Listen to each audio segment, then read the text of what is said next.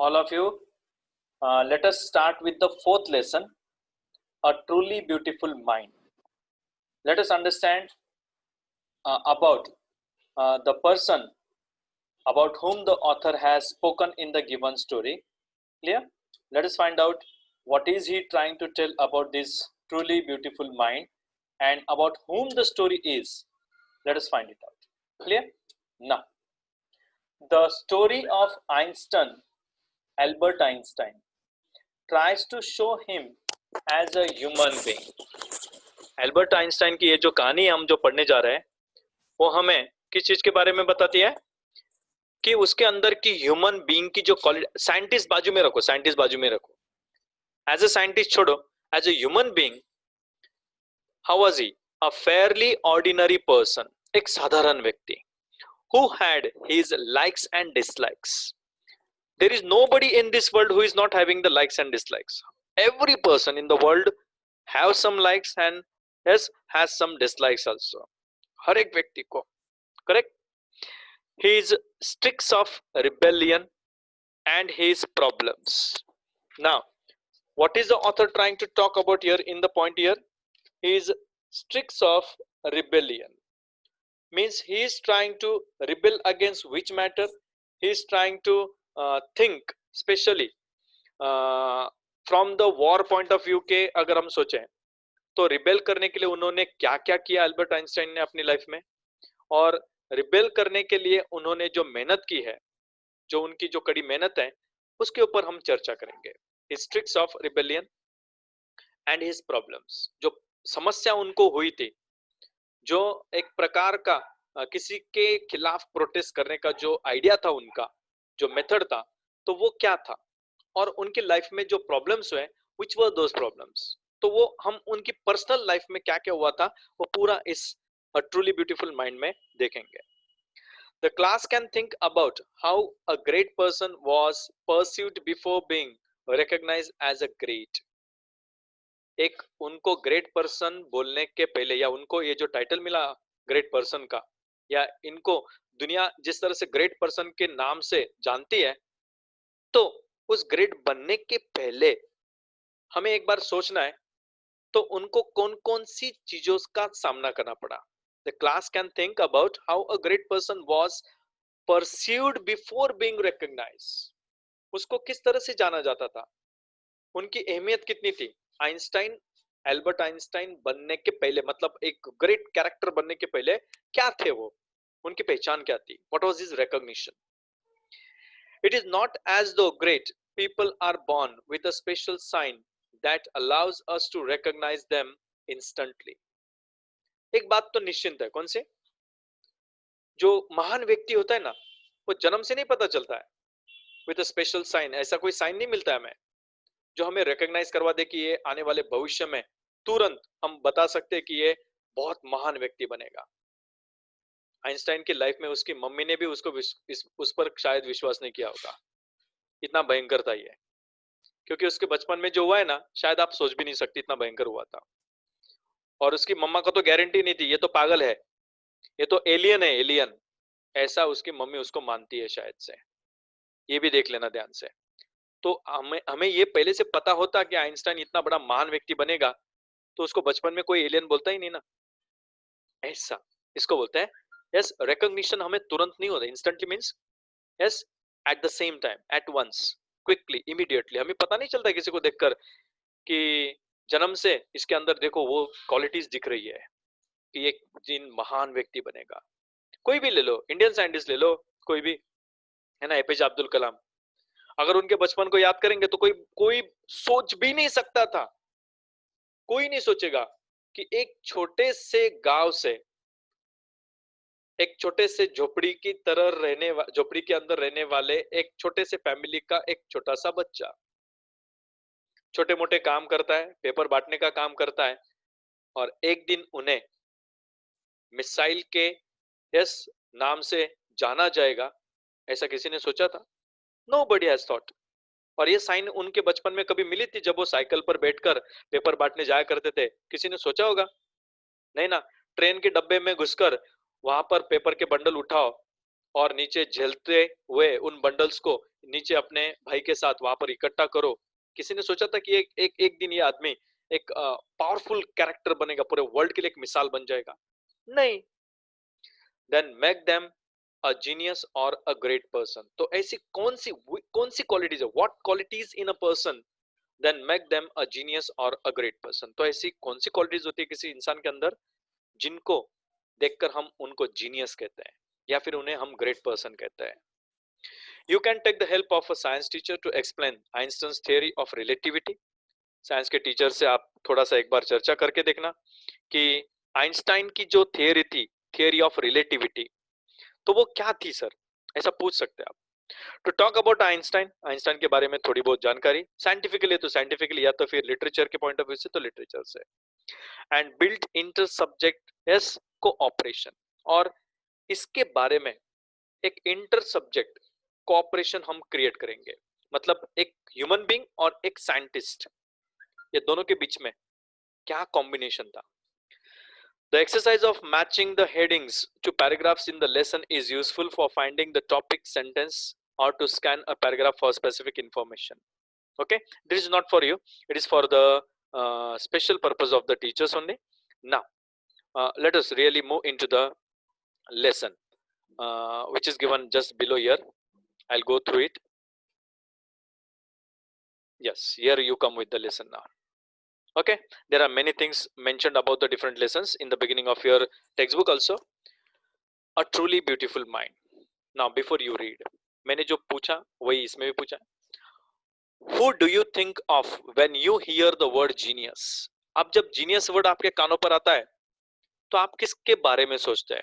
शायद आप में से बहुत सारे जन ये भी बोल सकते हैं कि मेरे पापा के बारे में सोचता हूँ सर मैं, वो बहुत जीनियस है, क्योंकि वो पिसते भी उतना ही है और लाड प्यार भी उतना ही करते हैं, इसलिए वो बहुत जीनियस है। मैं उनकी बात नहीं कर रहा हूँ या मम्मी की बात नहीं कर रहा हूँ जो बहुत अच्छा खाना पका कर आपको खिलाती हो, ओके, या फिर खाना खाने के, यस, खाना बनते बनते आपके मुंह से यस सलाइवा बहना शुरू हो जाता हो, इसके लिए वो जीनियस है। Obviously mom dad are the most genius characters in the world. उनके अलावा बोल रहा हूं मैं, अभी पेरेंट्स के अलावा पूरे फैमिली को मत लेकर आना, ठीक है? We are thinking about those characters specially who have done something for the whole world, correct? तो जीनियस नाम लेते ही बहुत सारे अलग अलग शायद कैरेक्टर्स का नाम आ सकता है, कोई स्पोर्ट्स का नाम बताएगा, कोई साइंटिस्ट का नाम, या etcetera X Y Z. Who is a genius? लेकिन जीनियस हम बोले तो किसको बोले हैं? To whom shall we call exactly as a genius character? Correct, ये बहुत जरूरी है। What qualities do you think a genius has? Genius के अंदर कौन सी क्वालिटीज होनी चाहिए? We shall now read about a young German civil servant. हम एक जर्मनी के सिविल सर्वेंट, एक गवर्नमेंट के अंदर काम करने वाले एम्प्लॉय यानी कि सर्वेंट की बात करने जा रहे हैं, जो बहुत यंग थे उस वक्त। Who took the world by storm about 100 years ago. जिन्होंने अपने किसी एक नई चीज को निर्माण करके एक ऐसा भवंडर खड़ा कर दिया कि लगभग आज से 100 साल पहले जिस आदमी ने पूरी दुनिया का अट्रैक्शन अपनी तरफ खींच लिया, ऐसा एक भवंडर, भवंडर in sense here storm means not the real storm, wind वाला स्टॉर्म नहीं, एक ऐसा कुछ नया निर्माण करके, कोई चीज को निर्माण करके बताया कि जिसकी वजह से पूरी दुनिया आज उनको जीनियस कहती है। इन द समर ऑफ, खास करके समर में, इन 1905, उस वक्त उनकी age, at the age of 26 years, okay, old, published in the quick succession 4 ground breaking papers। एकदम फास्ट 26 की इयर्स के उस एज में ही एक बहुत फास्ट मैनर में सक्सेसफुल होने वाला कैरेक्टर्स में से एक कैरेक्टर थे, that is a quick succession. 4 ground breaking papers, 4 मुख्य पेपर थे। Ground breaking papers means those newspapers which had the headlines about his inventions, okay, which had the inventions about his, yes, specially headlines में वो inventions के बारे में छपा गया था। वो हेडलाइंस में किन चीजों के बारे में बताया गया था? About light, the motion of particles, the electrodynamics of moving bodies, और चौथा टाइटल, एंड एनर्जी। ये 4 चीजें मैसेज और ये चार चीजें क्या बताती है? Yes, they are the most important inventions done by this man. ये चार चीजों से ये पेपर भरा हुआ था। His work took up only a few pages in scientific journals. उनके जो पेपर्स उन्होंने बनाए थे, जो काम उन्होंने किया था, these papers were not that much very broad or very much lengthy. Scientific journals के अंदर कुछ ही पेजेस में उन्होंने अपनी थ्योरीज के बारे में लिखा हुआ है जो उन्होंने इन्वेंट की थी। But change forever our understanding of space, time and the entire cosmos. बहुत इंपॉर्टेंट बात है। लेकिन वो जो छोटे से पेजेस है ना, थोड़े बहुत जो लिमिटेड पेजेस जो थे ना साइंटिफिक जर्नल्स के, उन पेजेस के अंदर ऐसा कुछ लिखा था कि हमारी जो स्पेस के बारे में जो अंडरस्टैंडिंग है, टाइम के बारे में जो अंडरस्टैंडिंग थी, और पूरे entire Cosmos, yes, the entire celestial bodies and everything, जो कुछ होता है, ये सब कुछ अचानक से बदल के रख देने वाले व्यक्ति का नाम आइंस्टाइन था। Into a synonym for genius. और इसी आइंस्टाइन नाम के, एल्बर्ट आइंस्टाइन को हम समानार्थी रूप से जीनियस कह सकते हैं, जिनको लोग जीनियस इस कैरेक्टर से जानने लगे। ओके, ना 50 years आफ्टर हिज डेथ, उनके 50 साल मौत के बाद, okay, Albert Einstein genius still reigns. Albert Einstein का आज जो जीनियस का जो क्वालिटी है, आज भी पूरे वर्ल्ड में राज कर रहा है। उनके मौत के 50 साल के बाद भी उनकी इन्वेंशंस आज भी पूरे वर्ल्ड में यस राज कर रहा है। Point number one, we'll learn some points in the first session and then again join with the yes when I'll send the message, please join it again. Albert Einstein was born on 14th March 1879 in the German city of Ulm, German के एक city में, where it is in Ulm, without any indication that he was destined for greatness. And when he was born, there was no sign of और there was no indication, ऐसा कुछ पता नहीं था कि ये जर्मनी के अंदर 14 मार्च को, है ना, 1879 में, 1879 में जिस व्यक्ति का जन्म हुआ है, वो कोई ऐसा इंडिकेशन नहीं देकर गए थे कि मेरा जन्म देखो, मैं एक बहुत बड़ा महान व्यक्ति बनने वाला हो, that he was destined for the greatness. और इनकी ग्रेटनेस, ओके, उनके नसीब में, डेस्टाइन्ड, उनके नसीब में चमक उठेगी, ऐसा कुछ उनको पहले से ही पता नहीं था। On the contrary, his mother thought Albert was a freak. सबसे भयंकर बात तो देखो, उसके उल्टा देखो क्या हुआ। उनकी जो मदर है, जैसे एल्बर्ट आइंस्टाइन का जन्म हुआ तो उनकी मदर उन्हें फ्रैक की तरह मानती है। फ्रैक मतलब पता क्या है, बाजू में दिया देखो, a word used disapprovingly to talk about a person who is unusual. આપણે જેને ગાંડા કહીએ ना, मूर्खचंद बोलते ना हम जिसको, या कैसा दिखता है, एकदम भयंकर दिखता है, एंड डजंट बिहेव और लुक और थिंक लाइक अदर्स। या फिर ऐसा कोई व्यक्ति, ओके, जो सही ढंग से बिहेव करना भी नहीं पता है, उसे अकल नहीं है, या जो दिखने में भी सही ढंग का लगता ना हो, या फिर बाकी जन की तरह उसकी सोच नहीं हो, एकदम हटके रहता हो, तो हम कभी कभी ऐसे व्यक्तियों को पागल कहते हैं। और यही जो पागल होते हैं, ये एक दिन अगर उनके अंदर कैपेसिटी है, उनके अंदर वो पोटेंशियलिटी भरी हुई है कुट कुट के, जो वो दुनिया के साथ न रहकर भी अपनी अलग से छाप बनाते हैं। तो जिसको आप पागल समझ रहे हो, शायद वो सच में पागल है कि नहीं, ये पहले कंफर्म करना। या फिर वो जीनियस भी हो सकता है आइंस्टाइन की तरह। आज के तौर में तो नहीं बोल सकता, लेकिन हो सकता है। तो उसकी खुद की मदर उसे देखकर फ्रिक, एकदम खराब जैसा, जिसका कोई चेहरा अच्छा नहीं है, बदसूरत जैसा लग रहा हो। To her his head seemed much too large. जब उसका जन्म हुआ था, when he was born, the head portion of Einstein was very large. अब अगर आपको मैं एलियन का फोटो बता दूं, तो आपको पता ही है, एलियन के जो सिर होते हैं बहुत बड़े बड़े होते हैं, तो ये भी दिखने में एलियंस की तरह ही था। तो बड़ा सा सिर देखकर उसकी मम्मा उसको एलियन की तरह मानती थी कि ये कैसा जन्म लेकर आया हुआ, मेरे लाइफ में ये कैसा व्यक्ति पैदा हुआ। एट द एज ऑफ 2.5, सबसे बड़ी बात बता देता हूं मैं, बहुत मजेदार चीज है ये, ध्यान से पढ़ना। जब वो 2.5 साल का था, Einstein Einstein still wasn't talking. आपको पता है, एक सवा महीने के अंदर गर्ल्स तो जल्दी बोलना शुरू करती है और चलना भी शुरू करती है, लेकिन बॉयज की बात करूं मैं, तो वो एक सवा साल के जब हो जाते हैं तो मम्मा पप्पा ऐसा कुछ बोलना शुरू करते हैं। ये भाई साहब को 2.5 साल हो गया, ये बहुत गिने चुने शब्द बोलते थे। यस, नो, बस इतना ही, मम्मा पप्पा, बस इतना ही बोलते थे। Einstein still wasn't talking properly, कभी वो सही ढंग से बोल नहीं पाए अपने मम्मी से या अपने पेरेंट्स से। When he finally did learn to speak, और जब उन्होंने बोलना जब सीखा ना, ही अटर्ड एवरीथिंग ट्वाइस। और बोलने के बाद वो क्या करते थे, सबसे बड़ी गलती, एक लाइन को 2 बार बोलते थे। मम्मी, मम्मी, अगर कोई आंसर देना है तो आंसर भी रिपीट करते हैं। Means he uttered everything twice, 2 बार एक ही वर्ड को बोलते हैं।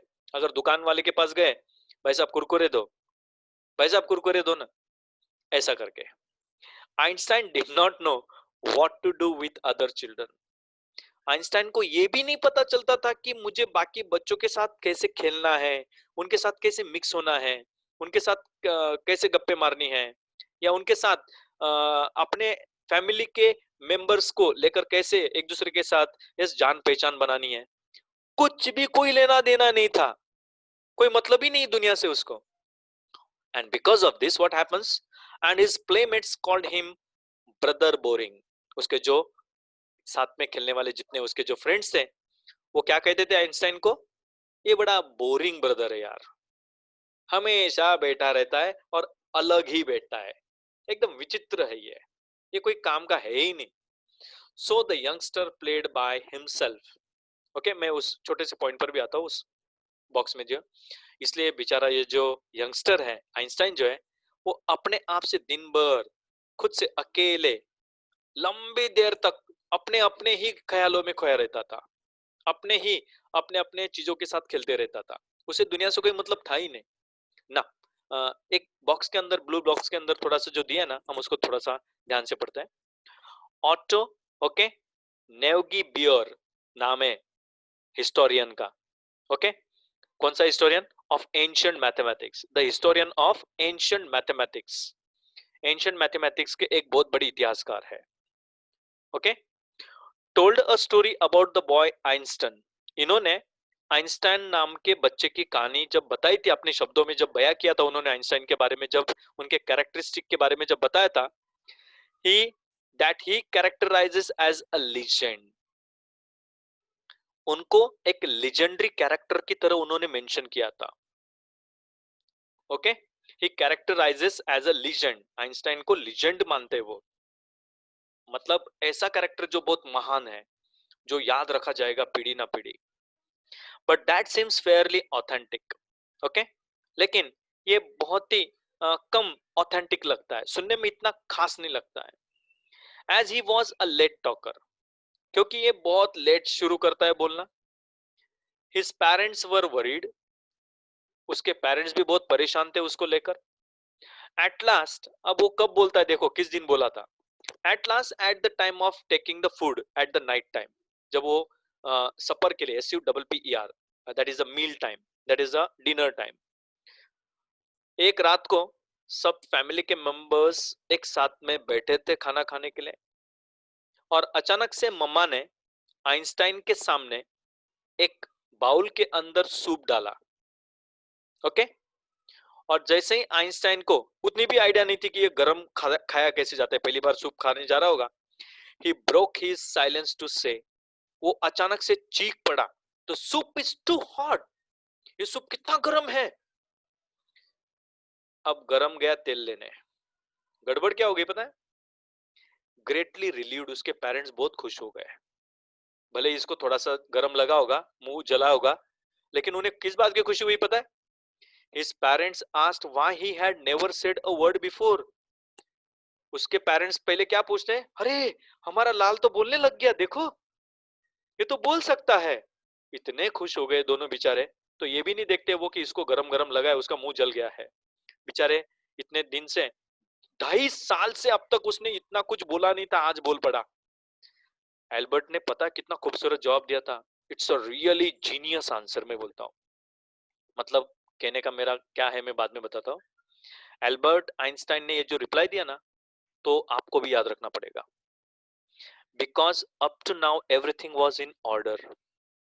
मतलब एल्बर्ट आइंस्टाइन सिर्फ तब बोलते थे जब कोई काम बिगड़ गया हो, लेकिन सब कुछ ठीक ठाक चल रहा है, सब कुछ आप मैनेज कर लेते हो, सब कुछ आपको अंडरस्टैंडिंग है, तो फिर बड़बड़ करके क्या मतलब है।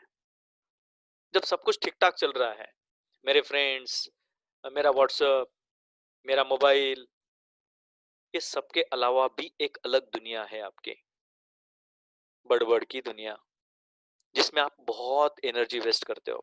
इतनी एनर्जी कि अगर आप गूगल पे सर्च करेंगे तो आपको क्लैरिटी हो जाएगी that how much energy do you waste per day when you speak. Correct. तो इतनी भी बड़बड़ मत करो। कौन सी बड़बड़ की बात कर रहा हूं? फालतू बड़बड़, जिसका कोई मतलब है ही नहीं। ऐसी गप्पे मारते हो कि जिनका कोई आपकी लाइफ से कोई रिलेशन है ही नहीं।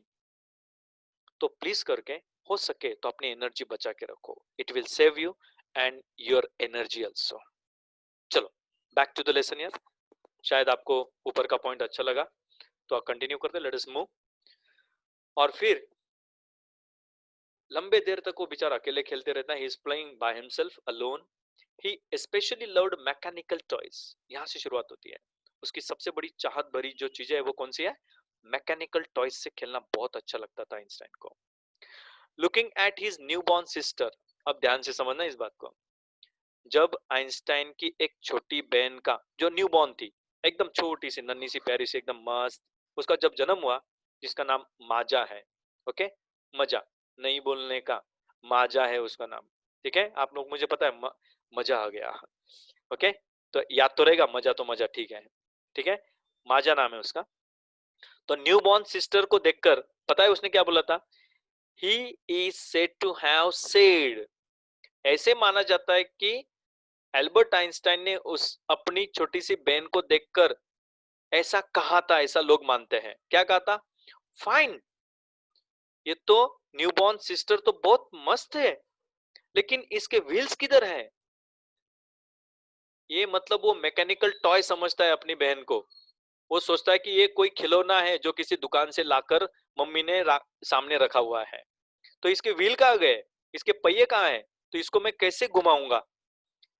अब सोचो, इतना भयंकर है आइंस्टाइन की, जिसको ये नहीं पता कि आखिर इंसान और उसकी कंसेप्ट्स क्या है। वो हमेशा अपने ख्यालों में खोए रहते थे इन द वर्ल्ड ऑफ साइंस। इसलिए वो इतने खोए रहते थे कि इन लोगों को, खास करके उन साइंटिस्ट की बात कर रहा हूं, इन लोगों को सोशल आइडियोलॉजीज क्या है, सोशली कैसे बिहेव करना है, ये पता ही नहीं रहता है। Clear? A headmaster once told his father that what Einstein chose as a profession wouldn't matter because he shall never make a success at anything. क्या बात है? The school in which Einstein used to study, the headmaster of his school explained or told his father that whatever Einstein is expecting to become in the coming future, जो भी profession Einstein अगर भविष्य में जो भी बनना चाहता है, तो भले वो कोई भी चॉइस कर ले कि डॉक्टर बनना है, इंजीनियर बनना है, एक्स वाई जेड बनना है, कोई फर्क नहीं पड़ेगा इससे। क्योंकि मैं यकीन के साथ कह सकता हूँ, हेडमास्टर आइंस्टाइन के पापा को यस ऐसा एक एक जमाने में बोले थे। क्या बोला था उन्होंने? He shall never, yes, he shall never make a success at anything. वो किसी भी चीज में कभी सक्सेसफुल नहीं होगा। शायद आज उस हेडमास्टर को अगर जिंदा होते, तो अगर कोई मिलने जाता, तो शायद हेडमास्टर सामने से झुककर क्या बता देते? I am extremely sorry, I miss understood the child. मुझसे यस जजमेंट, मिस जजमेंट हो गया, मुझे बच्चे को पहचानने में गलती हो गई। तो शायद ऐसा किसी को देखकर हम बोल नहीं सकते आज कि ये क्या बनेगा, ये कुछ भी बने लेकिन ये कभी सक्सेसफुल नहीं होगा, ऐसा हम किसी को देखकर ना बोले, it will be far better. क्योंकि कौन कब क्या बनेगा ये हमने खुद अपने हाथों से लिख के रखा नहीं है, ये याद रखना हमेशा। Next point, Einstein began learning to play the violin at the age of 6। क्या बात है, he started learning and playing the violin at the age of only 6। when you were of 6 years, ask your mother, what did you play? आप क्या खेलते थे? छोटी सी प्यारी प्यारी गाड़ी या कुछ बुक्स? वायलिन तो नहीं बजाते होंगे, इतना मैं कॉन्फिडेंस के साथ बोल सकता हूँ। ओके, इतना गारंटी है मुझे। Because his mother wanted him to, उसकी मम्मा क्या चाहती थी, आइंस्टाइन की मदर क्या चाहती थी, अगर ये जिंदगी में ऐसे ही दिखेगा, ऐसा ही भयंकर लगता ही है, तो कम से कम 2 पैसे कमाने के लिए एक अच्छा सा वायलिनिस्ट तो बन जाएगा। क्या सोचती बेचारी मम्मा? He later became a gifted amateur violinist. His mother wanted him to become or play the violin, ताकि वो एक अच्छा वायलिन बजाने वाला अगर बन जाएगा। Amateur means doing something for personal enjoyment rather than as a profession। Profession छोड़ो, लेकिन अपनी खुद की enjoyment के लिए यस कम से कम एक वायलिन बजाकर कुछ ना कुछ तो यस लाइफ में कमा तो लेगा। Maintaining this skill through out his life, और ये अपनी जिंदगी भर अगर ये स्किल मेंटेन करेगा तो शायद उसको 2 पैसे मिल जाएंगे, एक अच्छा म्यूजिशियन बन जाएगा, एक कुछ बजाने वाला तो बन जाएगा। अब ये मम्मा को कौन समझाए कि आइंस्टाइन आज कितना माथा खुटी का प्रॉब्लम वाला कैरेक्टर है। उसके थियरीज लर्न करते करते हम अपने लाइफ की थियरी भूल जाते हैं। अब ये मम्मा को कौन समझाए? Agree all of you? Yes. हाँ, काश ये हेड मास्टर और मम्मी को कोई बता पाता कि कैसे एक्सपर्ट को जन्म दिया है, कैसे जीनियस को जन्म दिया था आपने। थोड़ी देर के लिए मैं यहाँ पर रुक जाता हूँ। Okay, will continue in the next session, just joint after some time, all of you.